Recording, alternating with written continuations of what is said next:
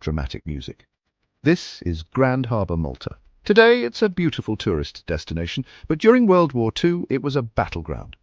The Axis powers had their eyes set on controlling this strategic point to dominate North Africa. To do so, they resorted to relentless bombings and siege tactics. Malta became the most bombed place on Earth. Let's dive into the timeline of the Great Siege of Malta. On June 11, 1940, the Italians launched their first air raid. The island, with limited defences, was suddenly thrust into the heart of the conflict.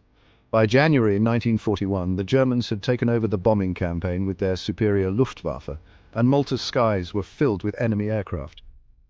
Despite the onslaught, the defenders held their ground.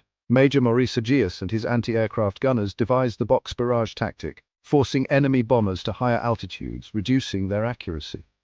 Joseph Attard, a Maltese civilian, recalls the horror of being trapped in bomb shelters and the heartbreaking loss of life. In April 1942, the Germans intensified their attacks, aiming to neutralize Malta. The situation was dire. Civilians sought refuge underground, living in cramped, airless shelters. But hope wasn't lost.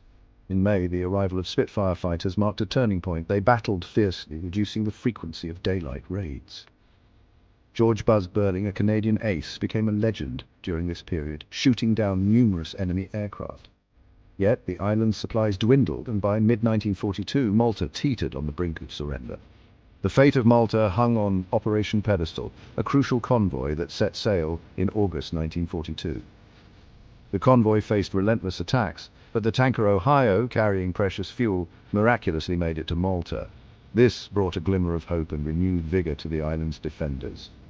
By October, with the arrival of more Spitfires, the tides turned. The Luftwaffe's bombers met fierce resistance, and Malta's skies saw intense dogfights.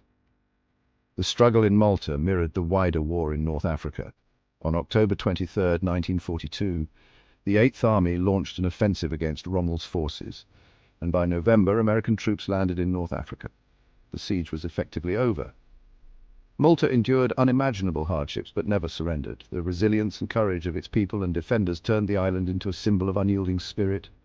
Malta's story is one of bravery and endurance, a testament to the indomitable will to fight against all odds. Dramatic music fades out.